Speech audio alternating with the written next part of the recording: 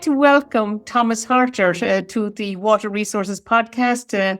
Thomas is a professor at the Department of Land, Air and Water at UC University of California, Davis, and also a professor of cooperative extension.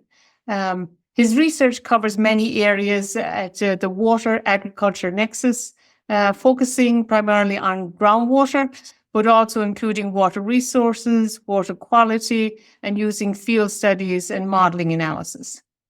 So today we're going to talk about his global conference on groundwater that he conducted last June, his work with the Sustainable Groundwater Management Act in California, and his groundwater quality work on nitrate and salinity in the Central Valley.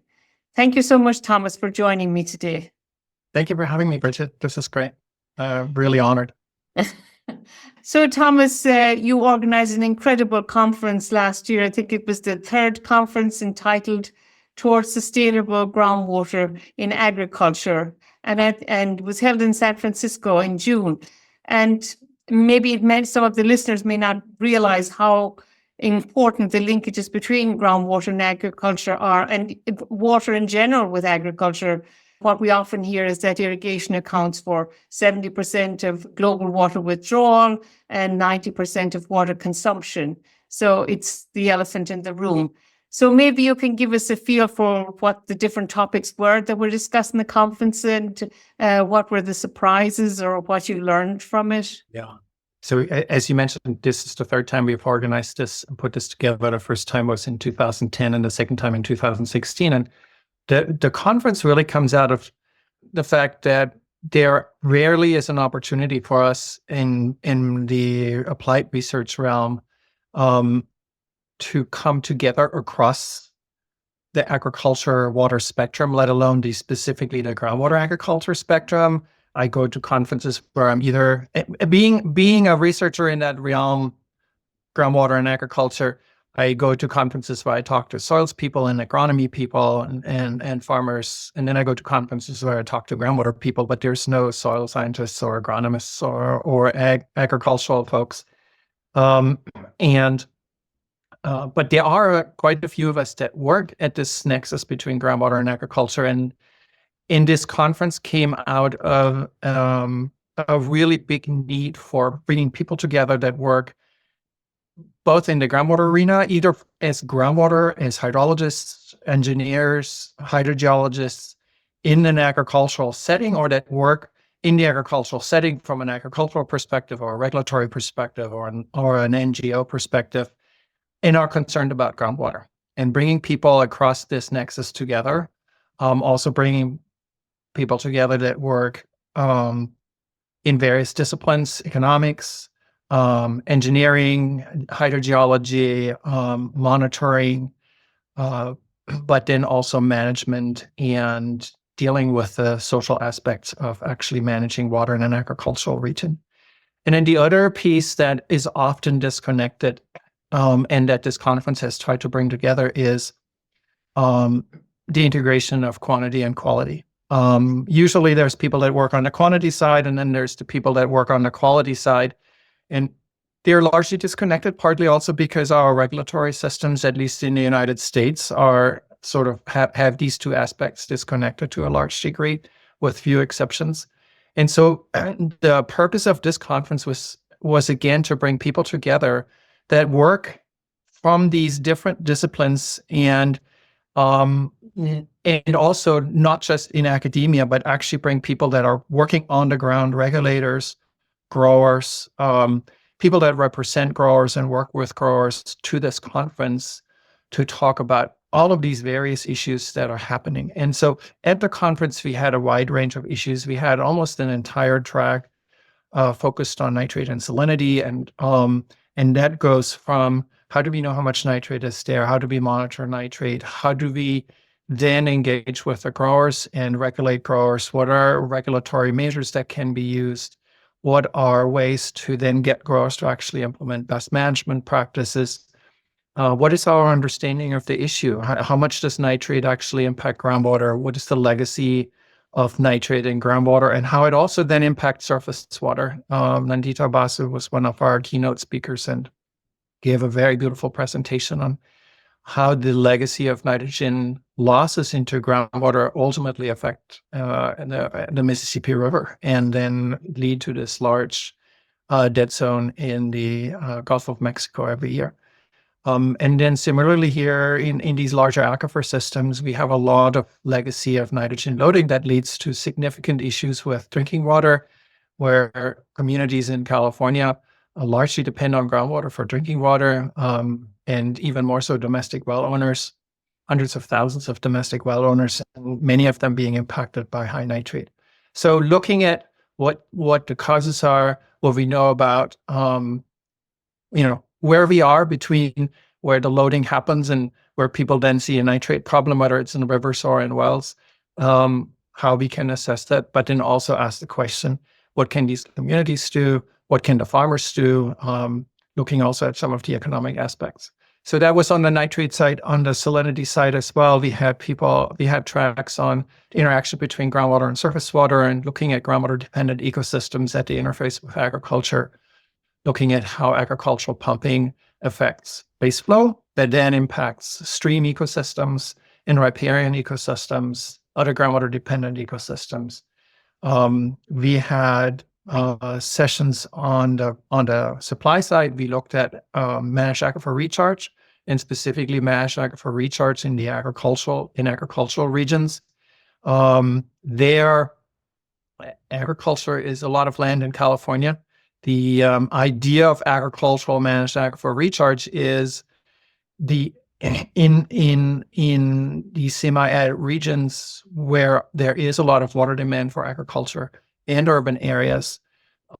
Often, as is the case in California, water rights are allocated or over-allocated already. And the only water that's not being used and going to the ocean are these really large, during these really large rainfall events or snowmelt events where we have flooding happening. And so looking at how can we manage getting some of these floodwaters somewhere where it can be recharging groundwater. That's a key question. And the agricultural landscape fundamentally is a key player there, because we do have some recharge sites that can supercharge groundwater, where we can get a lot of water into the ground in a short period of time over a relatively small acreage, a few hundred acres, few thousand acres, perhaps. I'm thinking of Kern Water Bank. Did a lot of work in 2023, siphoning of water that would have otherwise been lost and banking it in groundwater. But over the course of 12 or 18 months, the Kern Water Bank being the largest water bank we have in the state.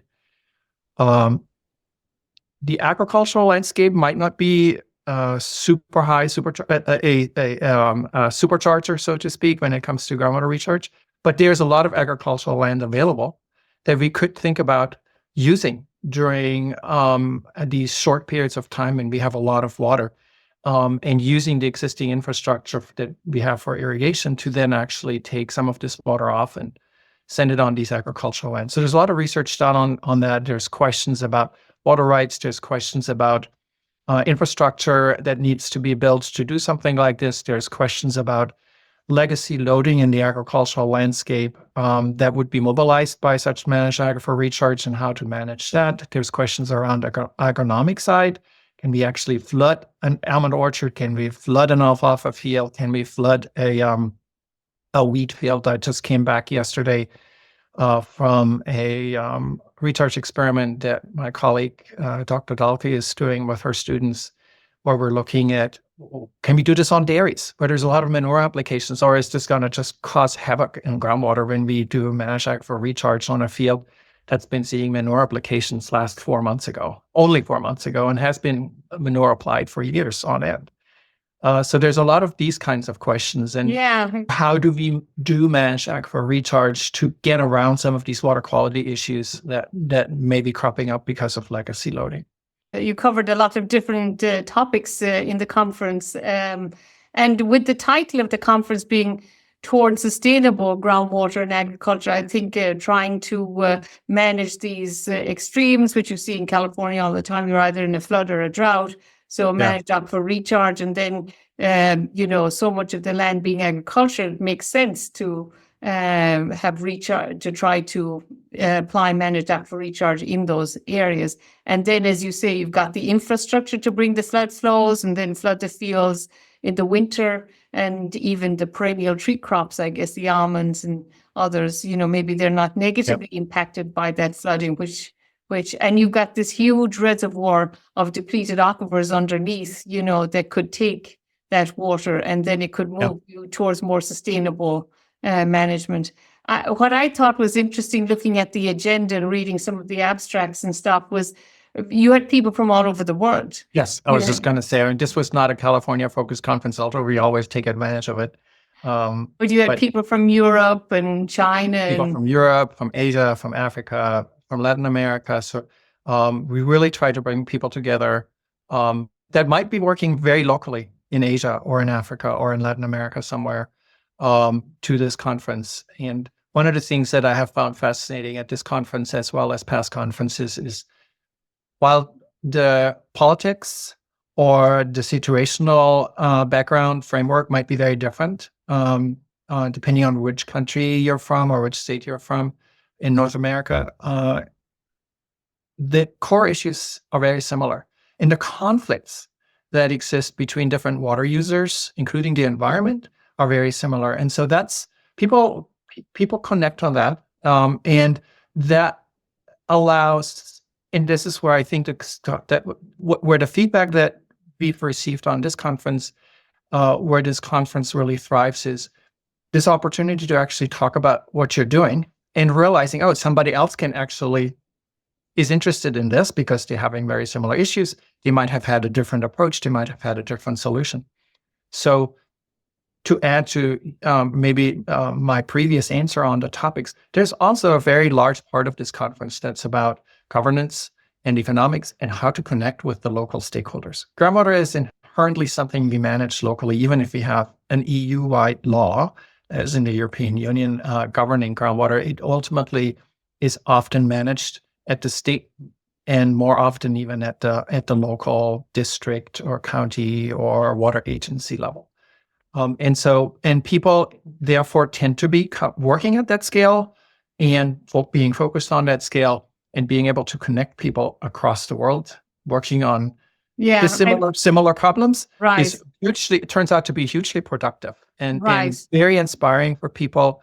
And what I've seen in the past too is people take ideas and bring them to their regulators and actually change how they do things. Right. So one of the things that I found interesting was when the people from Europe, Denmark and the Netherlands, I mean, we've seen that in the news and farmers, having their tractors across the roads to provide barriers or to make a statement about some of the issues and concerns that they have. But nitrate, I guess, is a huge issue in those small countries where it's intensively cultivated and agriculture is huge. So, reading the abstract about the Denmark presentation, entirely dependent on groundwater, the whole country, and then high nitrate and sandy soils and health concerns and stuff like that. And then the Netherlands, half of it being agriculture and nitrate leaching, linked to agriculture. So it was really nice to get perspective from other regions. I think that's the really fun thing about some of these conferences.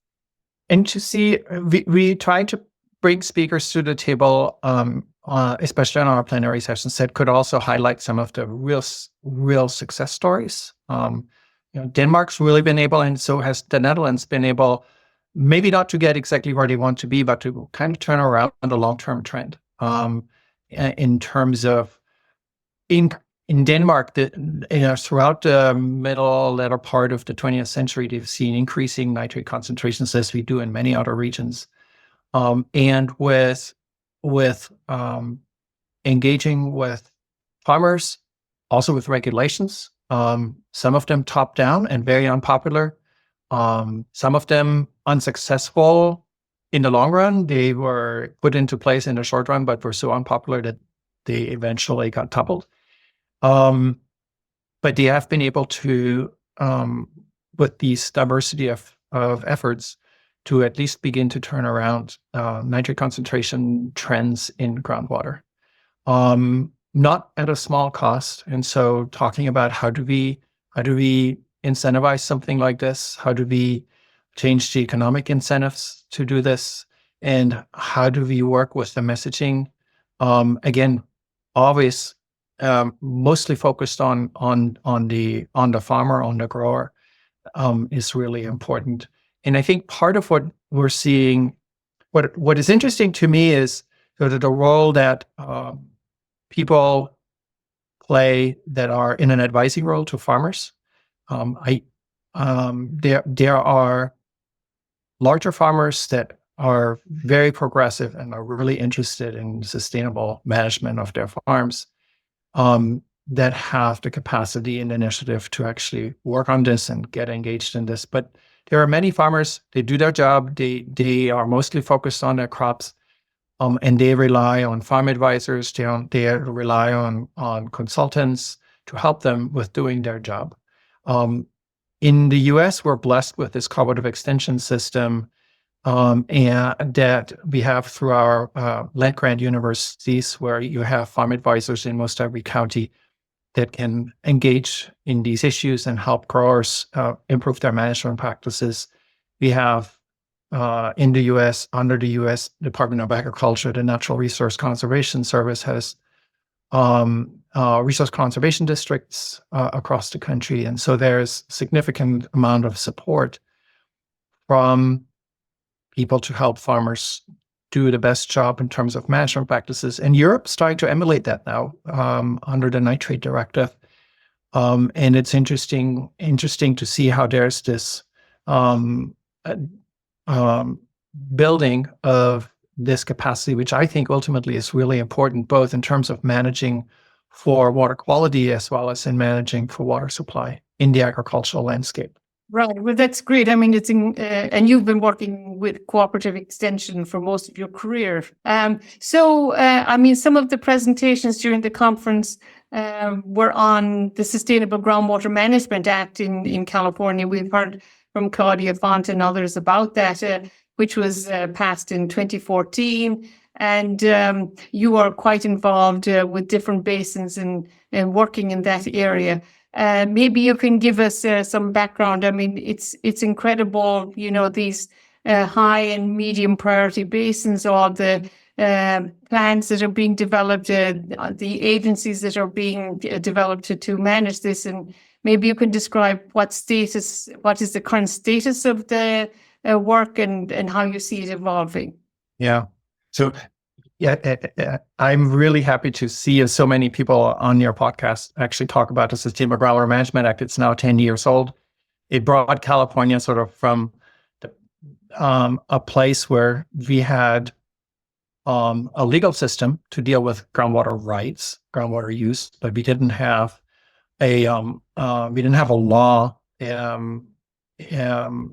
in place that would proactively actually manage groundwater. SGMA did that.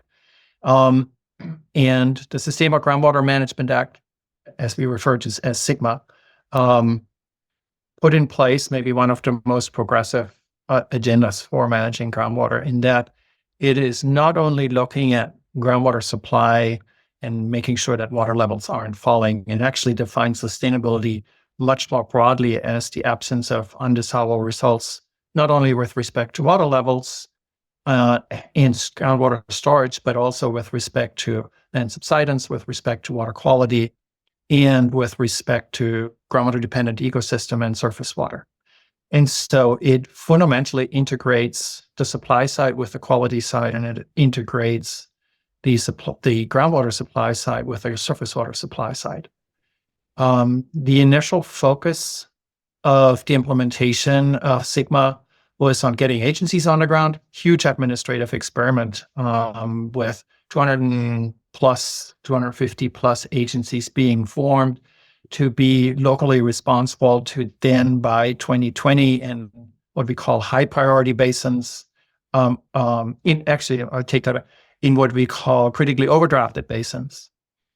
They had to complete their plans by 2020. Everybody else by early 2022.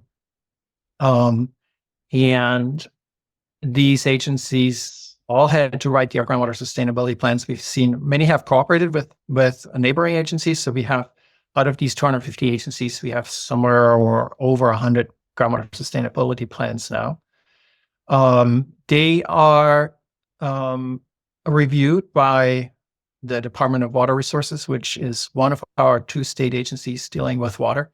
And the Groundwater Resources Control Board, I guess, is the other agency that's involved in this process. So I guess there are 42 high priority basins and 21 medium priority basins. So that's 63 altogether. And you have 114 groundwater sustainability agencies. And then they each develop plans. And as you mentioned, the critically overdrafted basins have already submitted their plans. And in 2025, there are already 70 approved groundwater sustainability plans. So during the conference in June, some of the presentations focused on SIGMA, and one was on the McMullen area groundwater sustainability agency that is entirely dependent on groundwater. And reading the abstract, I thought it was very interesting. They were very positive about their progress. I guess they had recharged 19,000 acre feet of water during the 2023 floods, and plans to recharge 40,000 acres. And as you mentioned, agricultural areas are ideal for managed aquifer recharge because you've already got the infrastructure to bring the flood water to these fields and then recharge the aquifers. And then you've got suitable soils, you've got coarse-grained soils in the Central Valley from the mountains, eroded from the mountains. And so it's ideal for managed aquifer recharge. So I thought that was a very interesting presentation during the conference. It's a very interesting situation too, and it's a very clever approach. This is a basin that has overdraft. They call it a white area. We call it white areas here in California, areas that do not have surface water supplies and now have water management agencies that are exclusively dealing with groundwater.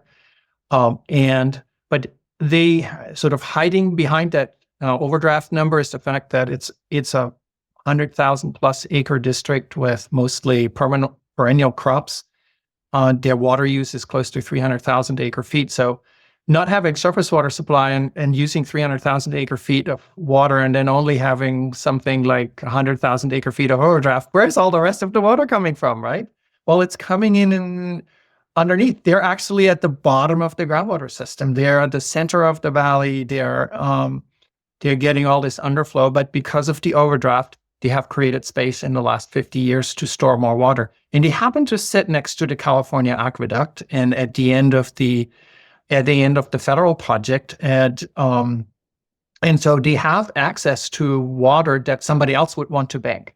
So the offer is out there to basically buy themselves a savings account and buy into this groundwater bank, which would be operated by doing recharge either in recharge basins or directly through farmland in that district.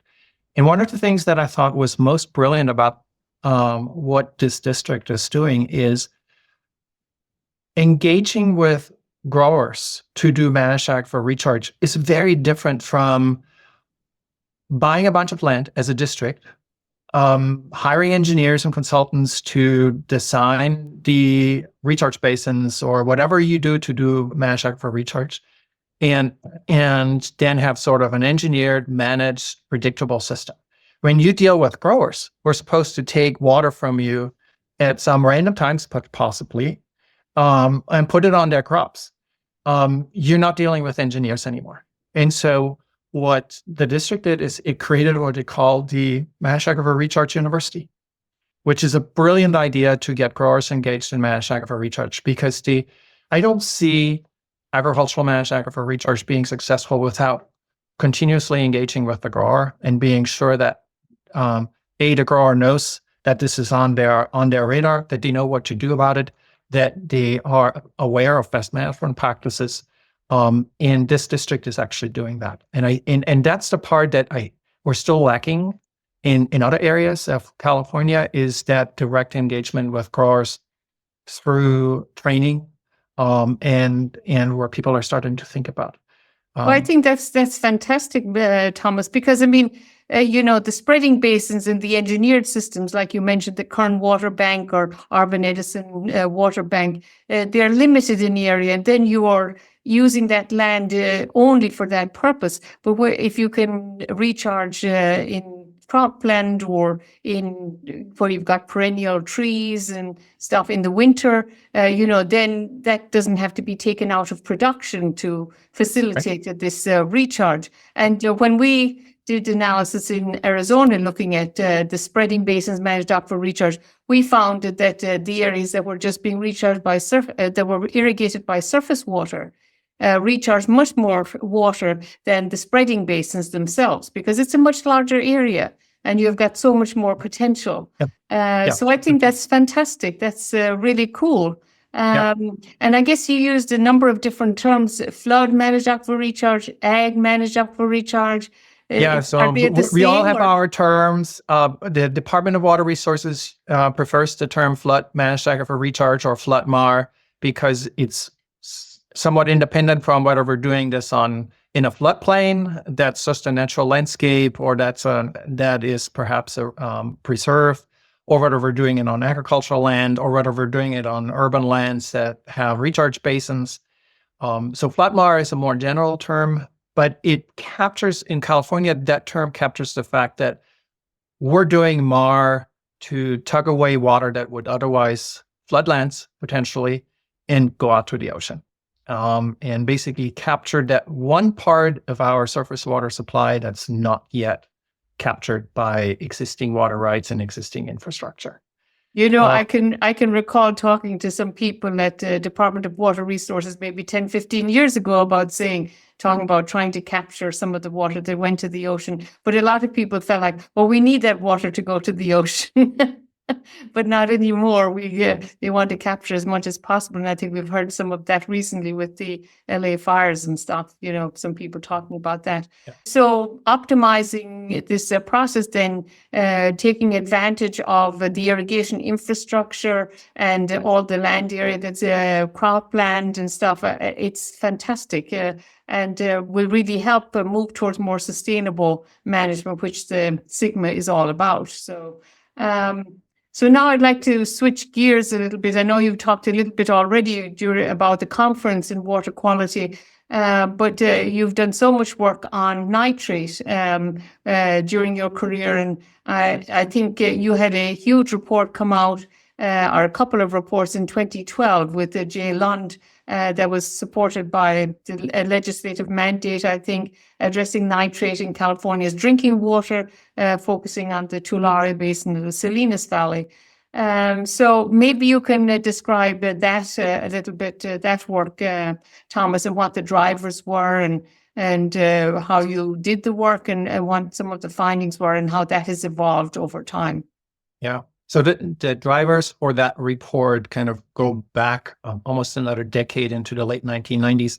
And in fact, they actually go back to the creation of the Clean Water Act in the US and here in California. California was a couple of years ahead of the federal government in creating in the late 1960s legislation that would address water quality in general, both surface water and groundwater, and essentially create a permitting program so that potential polluters would be required to actually go through a permit process before they are discharging potential pollution into surface water and to groundwater.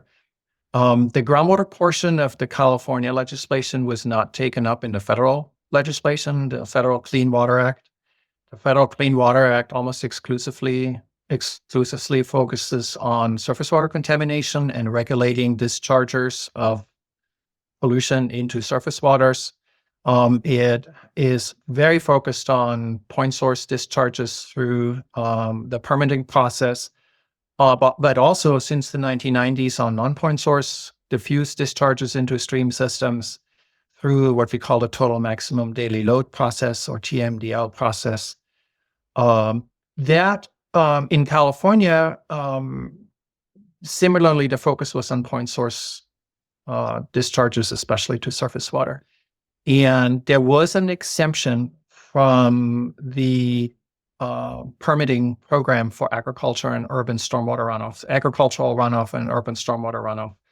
And in the late 1990s, partly to address the more rigorous and engagement with TMDL and implementation of the TMDL section of the Clean Water Act, the California legislature took away the exemption from agriculture and urban stormwater and said, no, you also need to enroll into a permitting program. We need a permitting program so we can proactively manage your discharges, your diffuse discharges into surface water, but under California law, also into groundwater.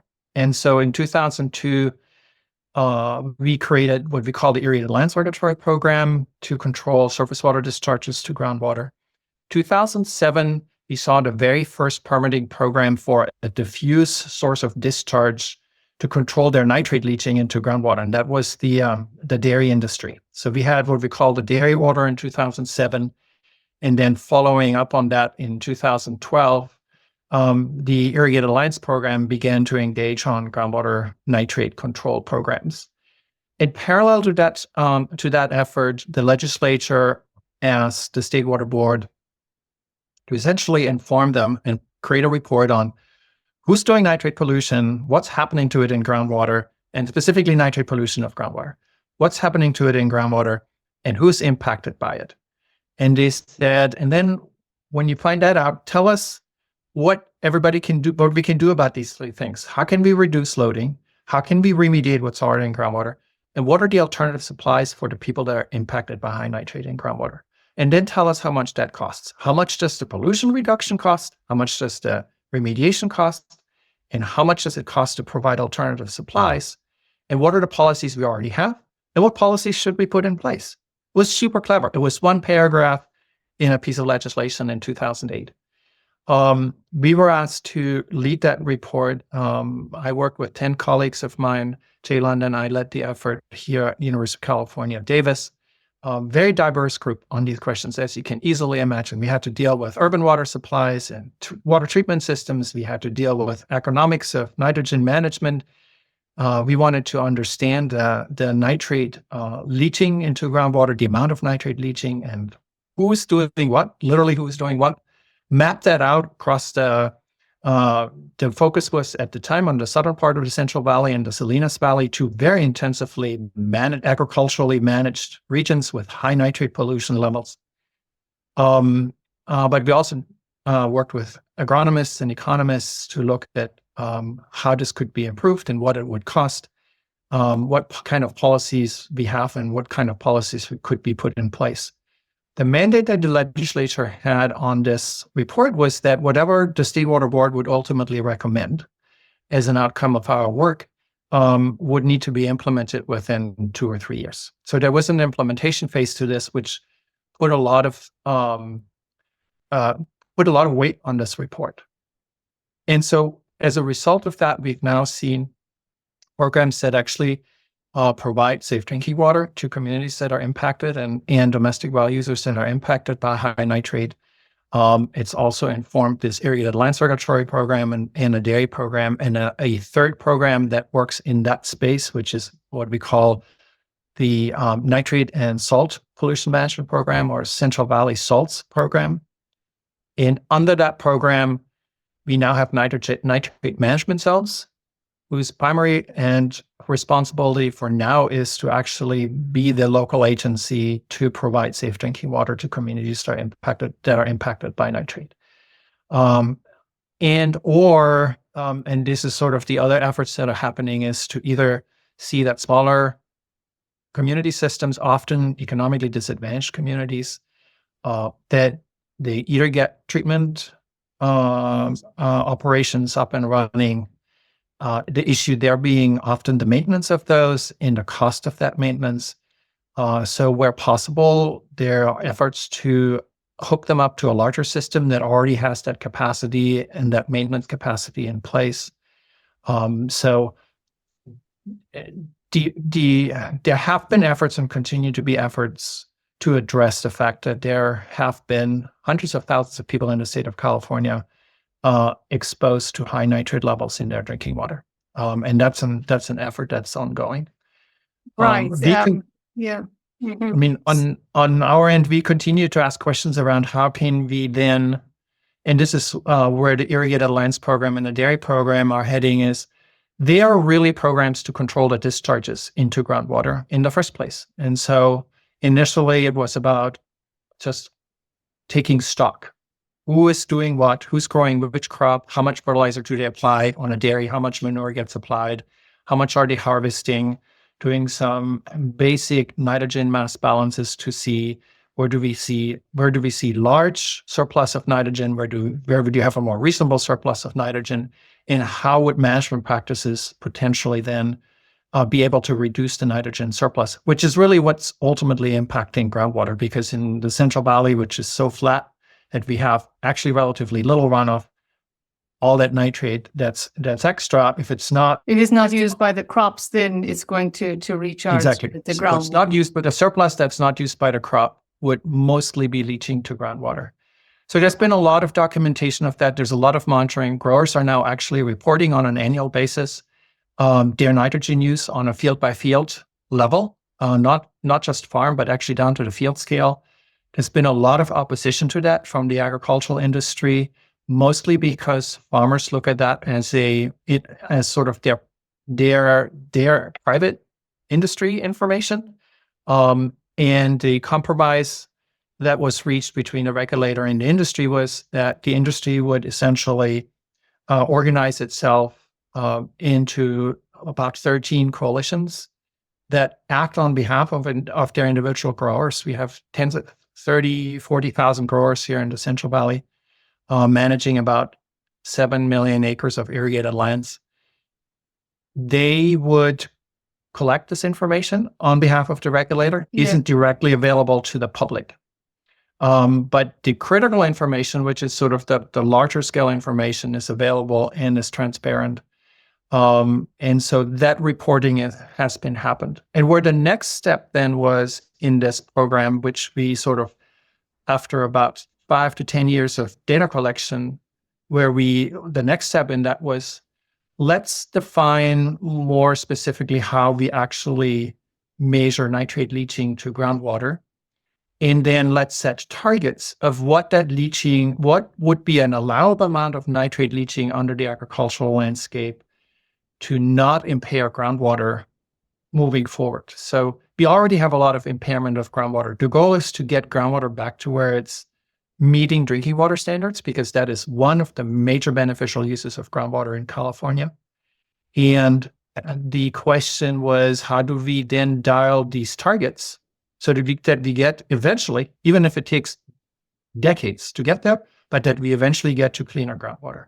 It's really nice that the program was divided into those three parts, looking at the sources and the loading, and then looking at the movement in the groundwater, and then looking at the impacts on the consumers, whether the domestic and community water systems. And the nitrate maximum contaminant level for drinking water and groundwater is 10 milligrams per liter nitrate as nitrogen. And so trying to bring the groundwater back to that level.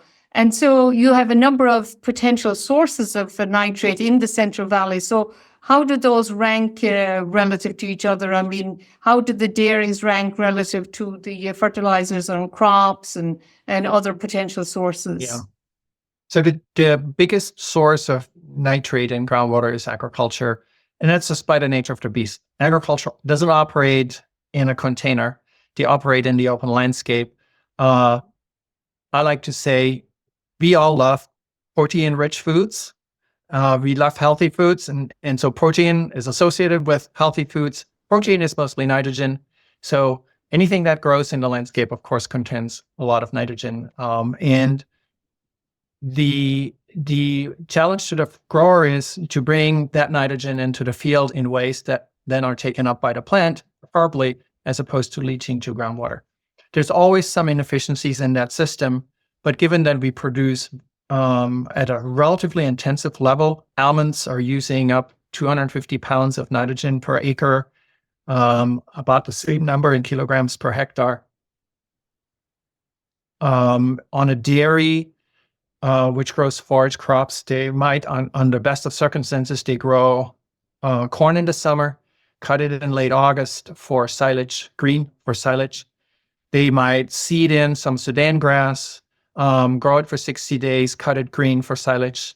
And then they'll have winter grains, oats, barley, triticale, wheat that they will seed in November and harvest in mid-April, green for silage. 30 tons of corn in the summer, 14 tons of Sudan grass in the fall, 18 tons of winter grain in April. So a really large crop, triple rotation where you easily remove 400 pounds of nitrogen per acre.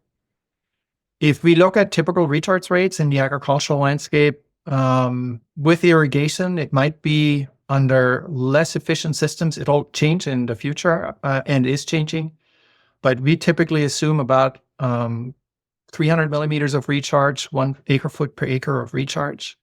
In that 1 acre foot, if you have 27 pounds of nitrogen, that's 10 milligrams per liter of nitrate N, right? That's the same, it's a different unit, same amount. So as a yardstick in that report, we sort of said, well, there's going to be some atmospheric losses in the subsurface. So if the value is over 35 to 40 pounds of nitrogen per acre, that surplus, then it becomes kind of a high risk.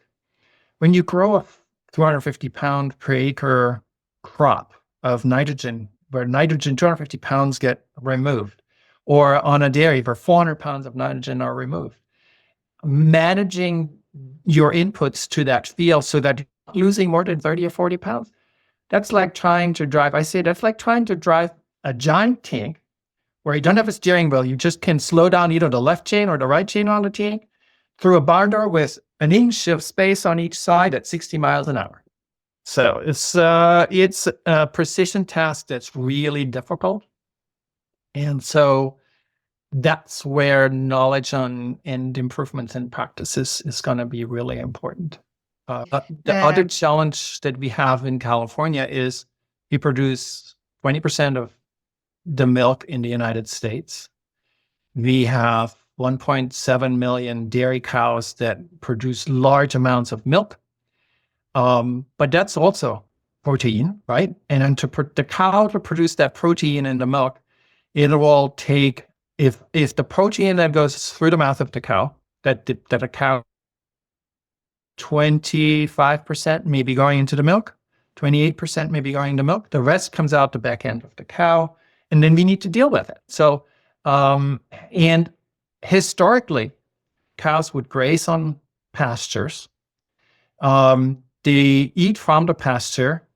25% of the nitrogen that they eat goes into the milk, and the rest goes back on the pasture to grow more pasture. And typically, those pastures had some legumes in there, clover, other legumes that would make up that 25% that actually gets removed from the pasture, right?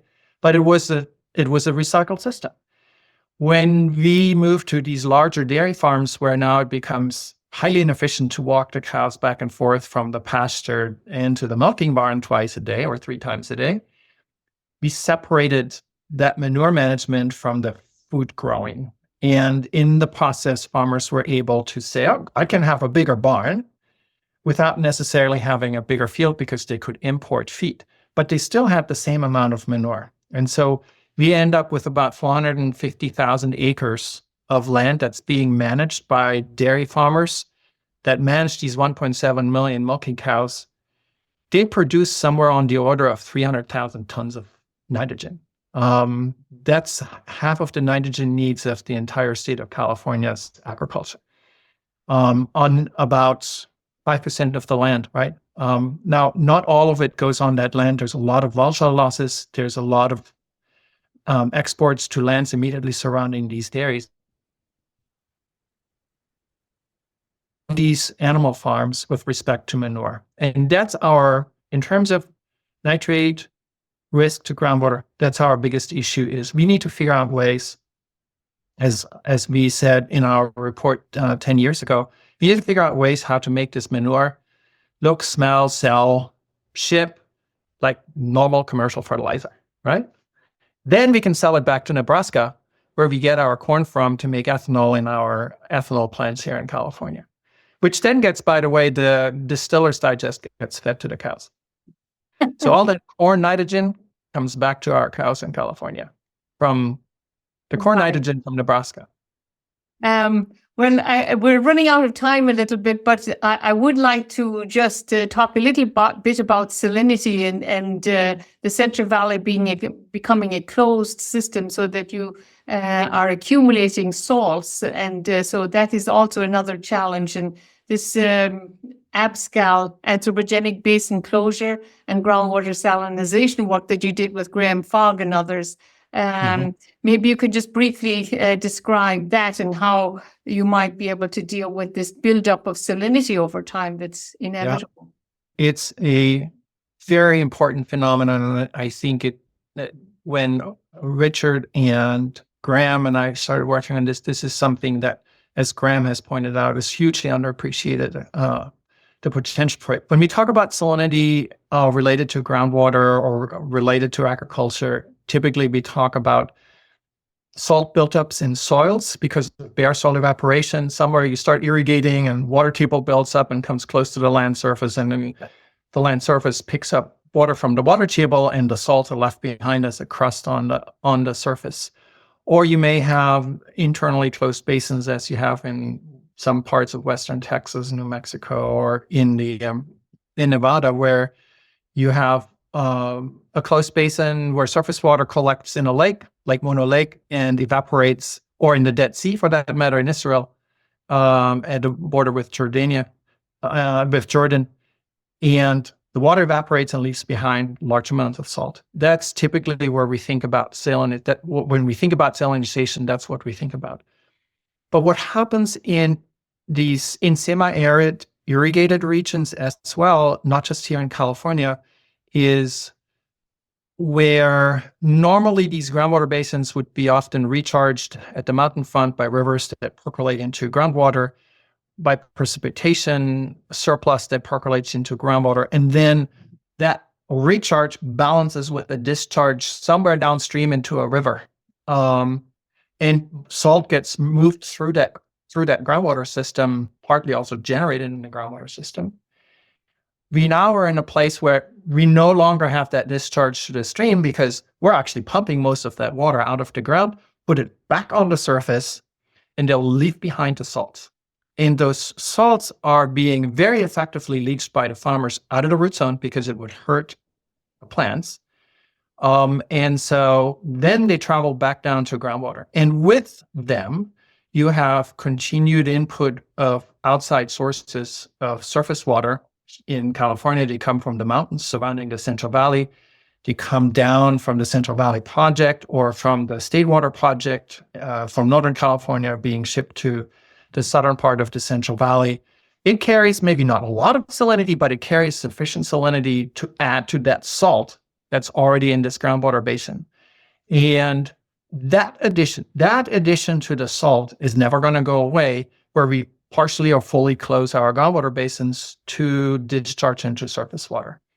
And that closure over many generations' time in these larger groundwater basins, so we're talking hundreds to hundreds of years, will build up large amounts of salinity and essentially cause an largely irreversible amount of salt buildup.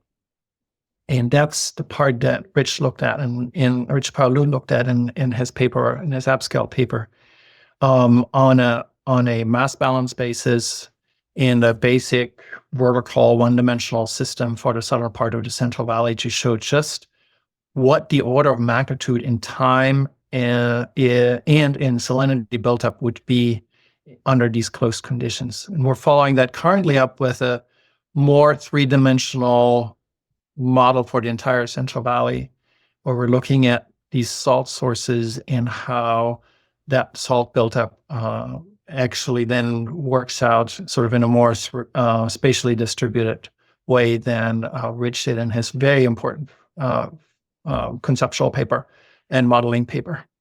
Right. And that, I think that is fascinating. And I think one last point is that with the managed aquifer recharge, then you can mobilize the salts or nitrates as in the unsaturated zone, but your analysis suggests that that would flush through the system fairly quickly, and so that managed aquifer recharge might actually be beneficial and could ultimately lead to improved water quality. I like to use the analogy of a moat around a castle. And this goes for both salts and for nitrate. To the degree that we have many disadvantaged communities that are smaller, it's the smaller communities that are also often the economically disadvantaged communities in the Central Valley that are most impacted by nitrate, potentially salt. Although on the salt side, it'll be also agriculture. But if you recharge a lot of clean water, like in a moat around these towns, through managed aquifer recharge, if you basically put managed aquifer recharge into the source zone of their public water supply, you can dilute both salts and nitrate. This is not one of these industrial contaminants where 6 orders of magnitude, the concentration is 6 orders of magnitude above a regulatory limit. We're talking about having concentrations that are 2, 3, 4 times above regulatory limits. And so dilution goes a long way to ridding ourselves of the pollution. And the same could be said for some of that salinity, but fundamentally, the important part is that we reconnect groundwater back to surface water as a way to export salts in the long run. And that's a big challenge to think about, and what that would potentially mean for areas where water levels now are 100 feet or more below ground surface. That's a lot of recharge. So maybe we could just finish up, Thomas. Do you feel like are you optimistic about the future of agriculture in the Central Valley, and with Sigma going on and all of these other regulatory processes? I wouldn't say I'm pessimistic. Let me put it this way: I'm not pessimistic. I think, as has been pointed out by other speakers on your podcast, when the Public Policy Institute of California published, and I was part of their team in 2019, Water Futures of the San Joaquin Valley, they pointed out the fact that even with the restrictions that Sigma imposes on water use, with the cutbacks in water use that are absolutely necessary for us to come into balance with what nature provides us, if we're clever about it, if we are clever in terms of the decisions on what crops we grow and where we grow them and how we grow them, the impact to agriculture will be a reduction that's going to be on the order of 5 to 10 to 15, maybe even 20%. But that's not 100%, right? We're talking about a significant, locally very, very, very painful cutback in agriculture.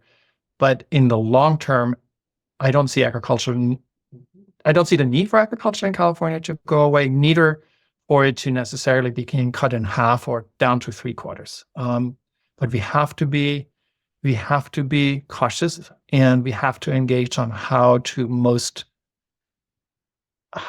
convert that agricultural economy that not only growers depend on, but many employees depend on, and downstream economic sectors depend on, how to manage that transition in ways that's least economically painful for those regions, especially in the central and southern part of the Central Valley.